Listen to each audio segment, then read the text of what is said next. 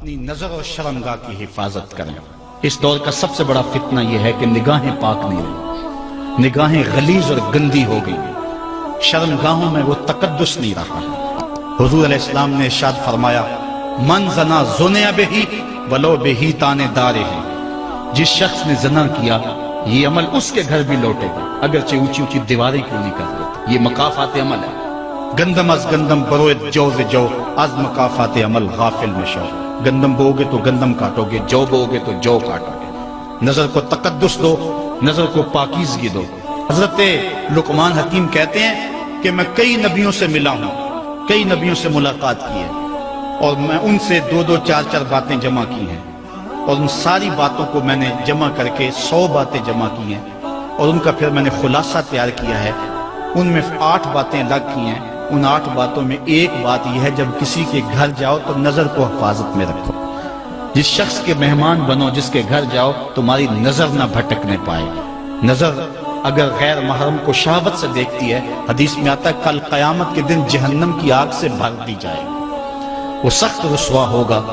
آج میڈیا کی آوارگی اور انٹرنیٹ پہ جو کچھ ہو رہا ہے، ٹیلی ویژن اور سینما جو بدتمیزی پھیلا رہے ہیں، اور موبائل پیکج جس طرح بے حیائی کو فروغ ہو رہا ہے، ہم اس کے خلاف پوری قوت کے ساتھ بند باندھیں۔ اپنی اولادوں کے ہاتھوں سے ناول چھین لو، ان کے ہاتھوں سے جو ہے وہ فلمیں چھین لو، ان کی خلوتوں پہ نظر رکھو اور ان کی حفاظت کرو۔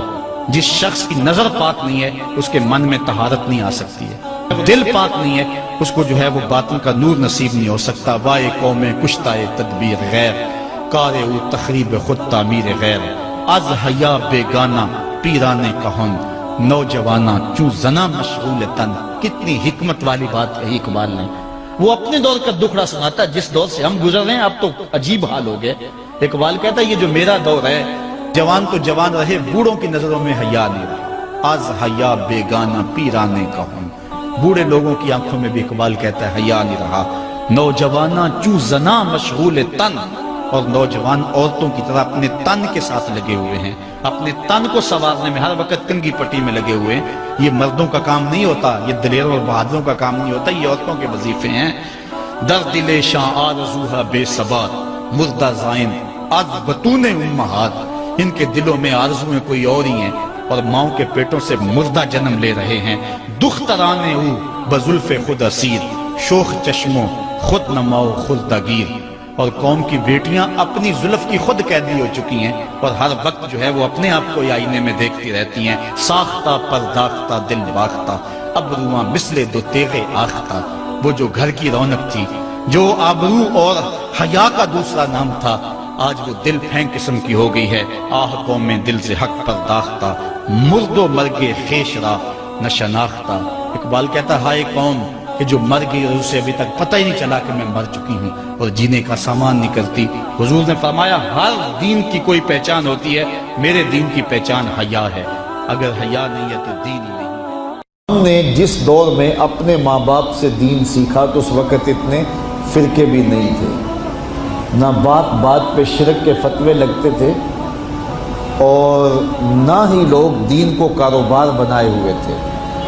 اس وقت کوئی کھڑا ہو کے نعت بھی پڑھتا تھا تو اس کی آنکھیں بند ہوتی تھیں، اور تصور مدینے کی گلیوں کا طواف کر رہا ہوتا تھا۔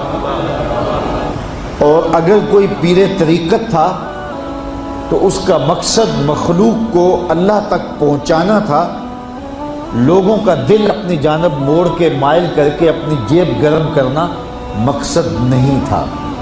اس وقت عالم دین لوگوں کی عقیدتوں کو سمیٹ کر کے، گھیر کر کے، اپنی عقیدت کے دائرے میں ڈال کر کے ان سے سطحی مفاد حاصل کرنے کا دھندا نہیں کرتے تھے۔ اس وقت عالم دین بندے کو گناہ سے نکال کر کے اللہ کی دہلیز پہ سجدہ ریز کرنے کا کام کرتے تھے۔ اور آج ہم دیکھتے ہیں کہ فرقہ پرستوں نے اسلام کو توڑ کے رکھ دیا، اور جو لوگ بیچارے اللہ کے حضور سجدہ ریز ہوتے ہیں، ان پر شرک کے اور بدعت کے فتوے لگا کر کے ان کو اسلام سے بدزن کرنے کی کوشش کی، اور نعت خوانیاں ایک بہت بڑا کاروبار بن گیا، اور پیری مریدی ایک بہت بڑا دھندا بن گیا، تو اس دور کے اندر اپنی اولاد کو سنبھالنا، وہ طرح طرح کے سوال کرتی ہے، پوچھتی ہے، تو پھر ان کو دین پر مطمئن رکھنا اتنا آسان کام نہیں ہے۔ ہمارے والدین نے ہماری تربیت کی تو ان کے لیے قدرے آسان تھا، لیکن ہمارے لیے اپنی اولاد کو سنبھالنا اور دین کی راہ پر ڈالنا قدرے مشکل ہے۔ لیکن ہمارے والدین نے جو آسان کام کیا تھا اس کے لیے بھی بڑی محنت کی تھی، اور ہم اپنی اولاد کے لیے کیا اتنی محنت کر رہے ہیں جتنی محنت ہمارے والدین نے ہمارے اوپر کی تھی۔ تو اگر ہم نہیں کر رہے تو پھر ہماری اگلی اولادیں یا ان کی اگلی نسلیں پھر کن ہاتھوں میں ہوں گی؟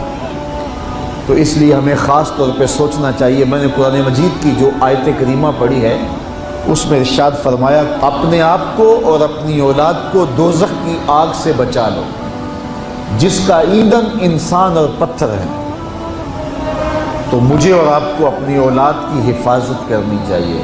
بعض اوقات ہم وطن چھوڑ کے یہاں آتے ہیں اس لیے کہ ہماری اولادوں کا مستقبل ٹھیک ہو جائے۔ ہم خود پردیس کاٹ لیتے ہیں، تنہائیاں کاٹ لیتے ہیں، اذیتوں سے گزر جاتے ہیں، لیکن اولاد راہ مستقیم سے بھٹک جاتی ہے تو ہم نے ان کی دنیا کی زندگی کی تو سنوار دی، لیکن جو حقیقی ابدی اور سرمدی زندگی ہے جو کبھی ختم ہونے والی نہیں ہے تو وہ برباد ہوگی۔ تو ہم نے اپنی اولاد کا بھلا نہیں کیا ہے، اپنی اولاد کا نقصان کیا۔ تو ہمیں چاہیے کہ ہم اپنی اولادوں کی حفاظت کریں، اور اولادوں کی حفاظت کیا ہے؟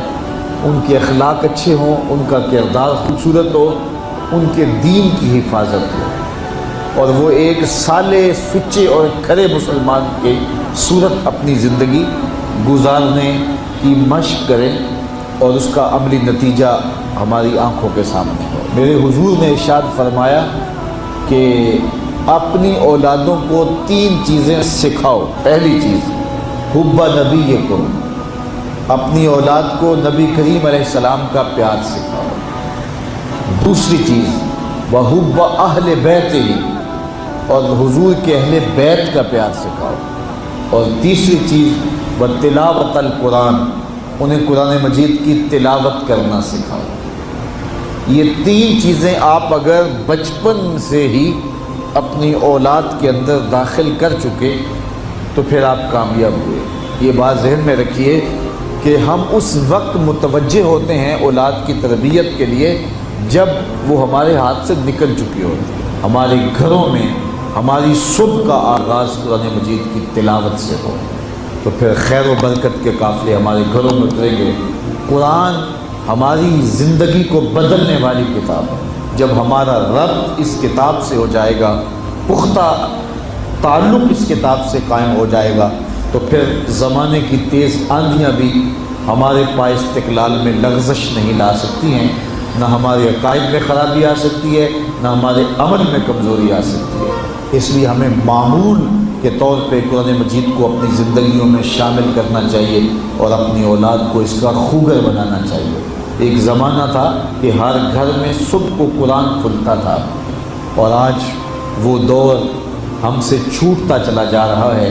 صبح کے وقت موبائل تو کھلتے ہیں لیکن قرآن نہیں کھلتا، جس کا نتیجہ کیا؟ آج بے برکتیوں کے ڈیرے ہیں۔ کثرت مال کے باوجود بھی ہم بے برکتی کی بات کرتے ہیں، اس لیے کہ ہمارے گھروں میں قرآن مجید کا چراغاں نہیں ہے۔